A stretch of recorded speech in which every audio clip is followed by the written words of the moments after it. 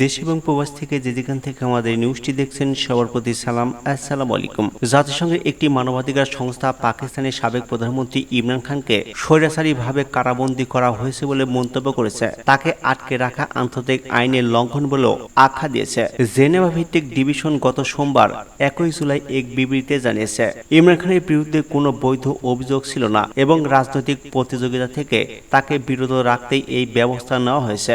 সংস্থাটি বলছে, ইমরান খানের মুক্তি এবং আন্তর্জাতিক আইনের অধীনে ক্ষতিপূরণের অধিকার দেওয়া উচিত। সংস্থাটি আরো উল্লেখ করেছে, তাদের তদন্তে উঠে এসেছে ইমরান খানকে আটক করার পিছনে কোনো বৈধ কারণ ছিল না এবং এটি একটি রাজনৈতিক প্রতিহিংসার অংশ ছিল। তাদের মতে ইমরান খান এবং তার দল পাকিস্তান তেহরিক ইনসাফ পিটিআই বিরুদ্ধে বড় ধরনের দমন অভিযান চালানো হয়েছে।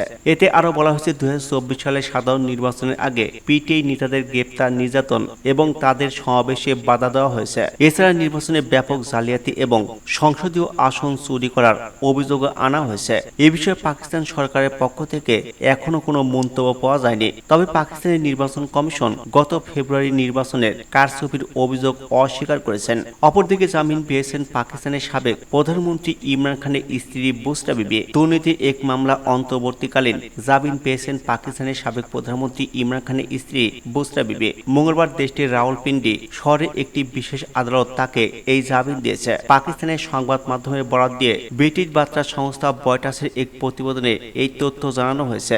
এতে আরো বলা হয়েছে, দুর্নীতি মামলা বুশরা বিবিকে অন্তর্বর্তীকালীন জামিন দিয়েছেন রাওয়ালপিন্ডির বিশেষ আদালত। চলতি বছরের ফেব্রুয়ারি সাধারণ নির্বাচনের আগে কয়েকটি মামলার দোষী সাব্যস্ত হয়ে গত আগস্ট থেকে কারাগারে আছেন ইমরান খান। সোমবার জাতিসংঘের মানবাধিকার বিষয়ক একটি ওয়ার্কিং গ্রুপ বলছে, ইমরান খানের নির্বিচার কারাদণ্ডের সাজায় আন্তর্জাতিক আইনের লঙ্ঘন। সামাজিক যোগাযোগ মাধ্যমে এক্সিত এক পোস্টে অন্তর্বর্তীকালীন জামিনের কথা উল্লেখ করে ARY নিউজ বলছে, বুশরা বিবিকে রাওয়ালপিন্ডির বিশেষ আদালত জামিন দিয়েছে। তবে ইমরান খান ও তার স্ত্রী বুশরা বিবি উভয় আল কাদির বিশ্ববিদ্যালয়ে ভূমি স্থাপনের ভূমি অধিকারকারীর কাছ থেকে অবৈধ অর্থ নেওয়ার অভিযোগে তাদের বিরুদ্ধে দায়ের করা মামলাকে ভুয়া বলে দাবি করেছে।